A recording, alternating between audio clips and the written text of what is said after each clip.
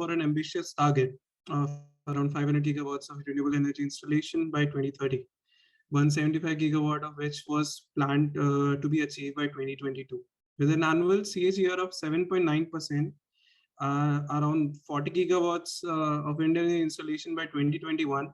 Still, we're gonna miss the 2022 wind energy targets by around 28%. The COVID-19 crisis has significantly affected the investments in the renewable energy space. More than 60% of our energy needs are still powered by fossil fuels. And for the economic recovery of the nation, the government is again pushing for energy production by conventional fossil fuels. But we cannot say that the slow growth rate of the wind energy is entirely 100% because of COVID-19 crisis. This, as compared to wind industry, the solar industry fared well during the COVID-19 crisis as well. And why is that? It is because of the decentralization of the solar industry. The government is promoting not only major solar parks, but also setting up policies to encourage distributed solar systems in the form of microgrids and rooftop systems. This is what I believe can be done with the wind industry as well. COVID-19 crisis has shown our vulnerability in a centralized grid-based energy system. When students went back to their villages, they had to travel 10-15 kilometers every day just to attend an online lecture. Distributed energy systems are most important now than ever. With the adverse climate change, rising global tensions, failure of economies, global polarization, all this makes us question, what if something goes south? What if the Arab nations decide to play games with the massive oil reserves? What if the 2020 West Bengal cyclone becomes too frequent in a year? And what if China destabilizes the global supply chain? What if the state economies like Sri Lanka fail again? And we have more such examples. Inflation, energy failures, a dystopian era is inevitable in that scenario. One of the possible solutions to a better future is decentralization of essential livelihoods. This is not new. This is we are seeing in other sectors too. The introduction of blockchain and cryptocurrency works towards decentralizing global banking and establishing a global currency system.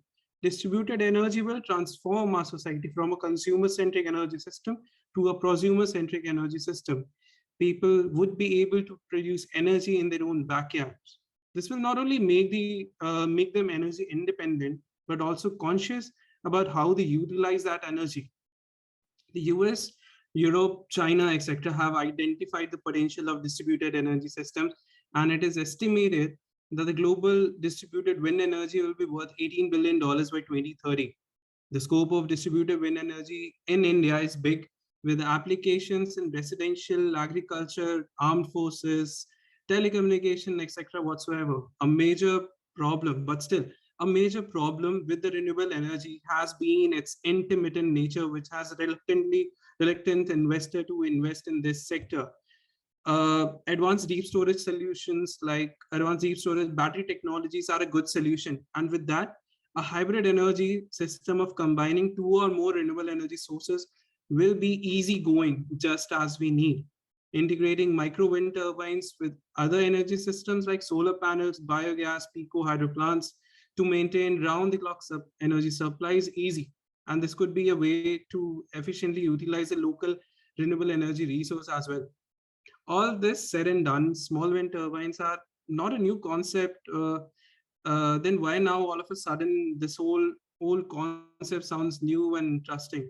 To that, I just want to say that it's because of the human nature. We as a society like to live in a comfort environment, and unless and until something pushes us to the brink to falling down, we don't get up.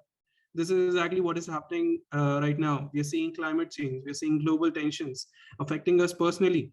We are running to find solutions. Clean energy has always been taken granted, but now that the government has started investments in clean energy actively by subsidizing solar, so it becomes more affordable to a common man, setting up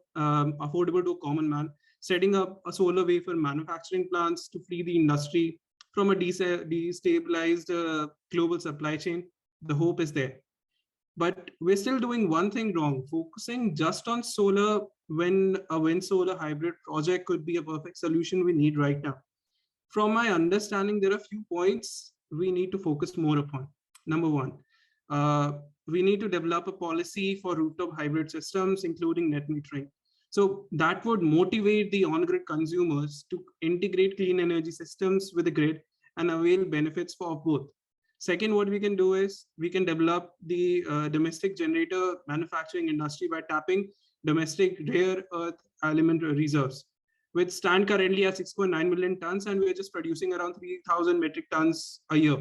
Rarer elements like neodymium magnets are a critical component of wind generator, and not only wind generator is a critical component for the EV industry, the booming EV industry as well. The generator which is at the heart of the turbine, and currently 90% of the global PMG market is in China. With the developing global small wind sector, India could be the PMG supplier to the world, which is the companies working in the US or Europe, etc.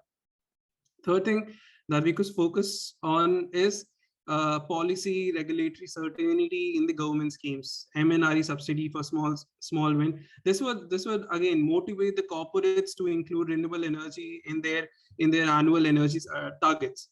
Fourth thing that we could do is specific rural support programs for remote off-grid villages, where these sort of solution could provide direct benefits in terms of electrification and upliftment of the rural society. Small installation microgrids are a boon. Specific rural programs would empower rural electrification. Fifth, a central finance assistance for micro wind for early adoption. At current markets rates, it's difficult for micro wind to compete with other renewable energy technologies. And CFA would help the consumers to ease in with the transition from a consumer to a prosumer. Sixth, sixth and final, which I believe is we need a proper small wind turbine certification guidelines, proper guidelines and standards to plan and execute these projects. Small wind turbines can be very deceptive. These technology has been there for past 10 to 12 years. They have been very in development, and there are so many examples of wind turbines which have a very deceptive nature in terms of what they actually are and what they actually portray. So a certification would help in filtering out what works and what not. So there are many more things that we could do, but these were the few to start off with. So we are a young startup developing a non-deceptive micro wind solution for the distributed energy market.